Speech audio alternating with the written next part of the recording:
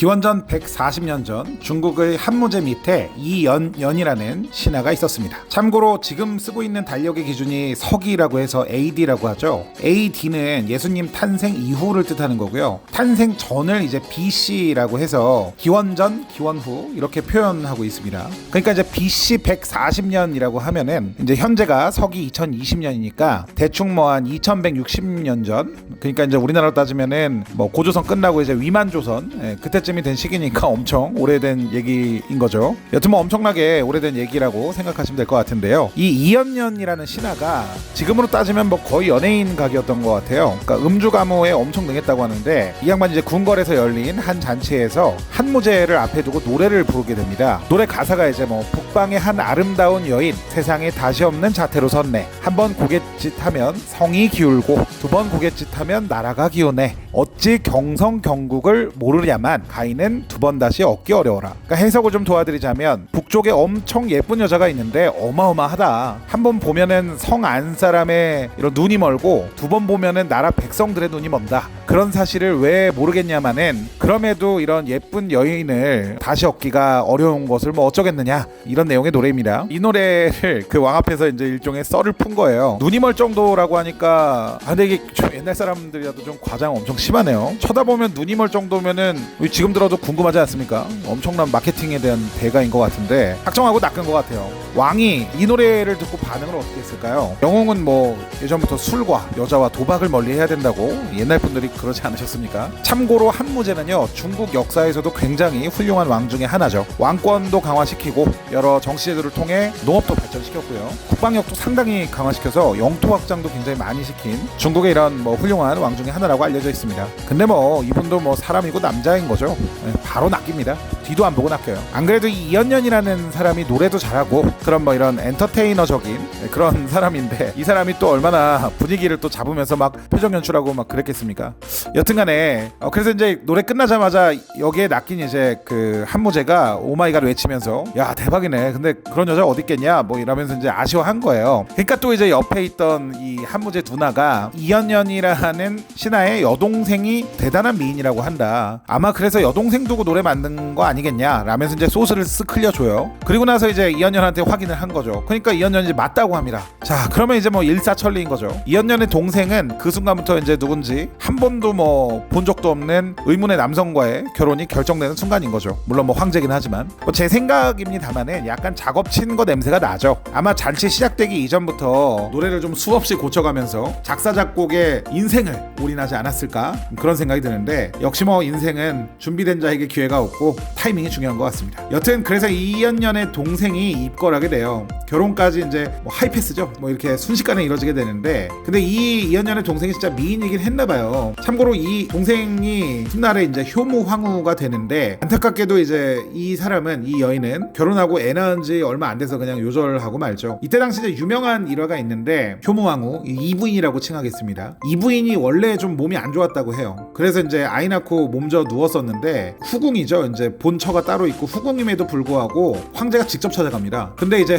오히려 이 부인이 만나는 거를 거절해요. 이유가 뭐냐면은 이게 잘못하면 목이 달아날 수도 있는 상황이죠. 근데 이제 자기가 이제 솔직히 외모 때문에 궁궐에 이제 조인이 됐는데 지금 상태 너무 구리다. 그래서 도저히 못 보겠다. 만약에 이제 내가 이렇게 좀 구린 상태에서 이렇게 황제를 만나게 되면 당연히 마음이 좀 떠날 거고 그렇게 되면은 뭐 이연연을 포함한 뭐 자신의 애도 있고요. 이런 사람들의 처우가 좀 혹여라도 좀 나빠지지 않겠냐 뭐 이런 걱정을 했다고 해요. 이런 거 보면 참 뭐 현명한 사람인 것 같기도 한데 결과적으로 이 이부인이라는 사람은요, 이 황제 그러니까 한무제를 만나지 못한 채로 결국에는 이제 죽게 되고요. 그래서 이제 이후에 어떻게 됐을까요? 당시에도 이제 한무제가 굉장히 좀 불쾌했다라는 얘기가 있는데 그래도 이 사람이 좀 의리가 있는 사람 같습니다. 이 부인이 세상을 떠난 후에도 이 가족들 벼슬도 좀 올려주고 그 이연연 오빠도 승진시켜줍니다. 그래서 이제 이처럼 엄청난 미인을 두고 부르는 단어가 하나 있죠. 바로 기울어질 경, 나라국, 어조사지, 빛색, 경국지색이라고 합니다. 단어 뜻을 풀이해보면요, 나라가 기울어지게 할 정도의 엄청난 미인이라는 뜻인데 지금은 조금 다소 부정적인 의미로도 쓰이는 사자성어죠. 원래는 엄청난 미인을 대표하는 사자성어는 맞는데 이게 좀 부정적으로 쓰이게 된 이유가 있어요. 실제로 이 엄청난 미모를 가진 여성 때문에 나라가 통째로 망해버린 케이스가 몇 개가 있습니다. 경국지색이라는 사자성어가 좀 부정적으로 쓰이게 된 대표적인 사례를 하나 소개시켜드리자면, 중국에 이제 은나라라고 있었어요. 이 나라는 이제 BC 1600년에서 1046년까지 존재했던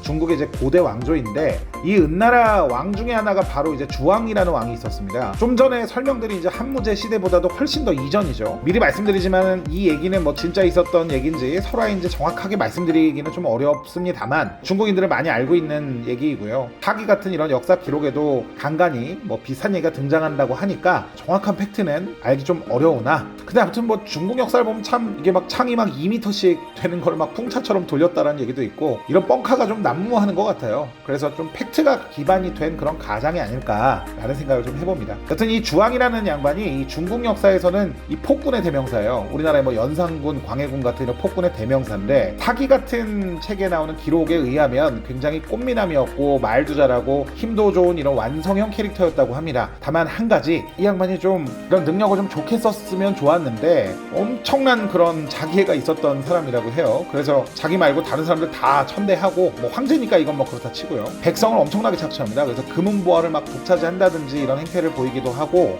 세금을 너무 많이 걷어서 백성들을 힘들게 만든 이런 폭군이기도 하죠. 그러면서 또 엄청 잔인하기까지 합니다. 당시 이제 신하들 중에 이런 주왕의 폭정을 견디다 못한 그런 신하들이 이제 충원을 하는 사람들이 있었는데, 이 구리기둥에 기름을 발라서 숯불 위에 놓는 거죠. 그리고 그 위를 이제 걷게 해서, 그럼 당연히 이제 미끄러지겠죠. 그러면 이제 그 숯불에 떨어져서 자연스럽게 타 죽게 만드는 포락형이라는 걸 내리기도 했고요. 그런 걸 보면서 웃고 즐겼다라는 기록도 있습니다. 뿐만 아니라 이제 돈분형이라는 것도 있는데, 구덩이에 이제 독사랑 정갈 같은 이런 맹독성을 띠는 동물들을 잔뜩 집어넣는 거예요. 그리고 이제 여기다가 사람을 산채로 구덩이에 넣어버려서 죽이는 형, 이런 것들을 시행했다고 합니다. 그리고 이제 당시 이제 주왕한테는요, 달기라는 여자가 하나 있었는데, 이 여자 얘기를 또 빼놓을 수가 없어요. 혹시 여러분 주지육림이라는 얘기 들어보셨는지 모르겠습니다. 이게 이제 술을 연못과 같이 쌓아놓고 고기는 이제 숲과 같이 많이 있다라는 뜻인데, 이거는 이제 달기 얘기는 아니고요. 여러 가지 설이 있습니다만, 하나라라는 이제 또 중국의 한 왕조에서, 여기 이제 걸왕, 이름도 걸왕이에요. 이 은나라 주왕하고 맞먹는 어떻게 보면 더 미친놈 중에 하나인데, 이 양반도 이제 말희라는 이런 달기 같은 여자가 옆에 하나 있었던 거예요. 큰 유원지 옆에 이제 별궁을 짓고 거기에다가 이제 연못을 하나 만들어서 거기에 술을 잔뜩 채웠다고 합니다. 그리고 사방에 이제 고기를 달아놓고 벌거벗은 남녀가 그 사이를 이렇게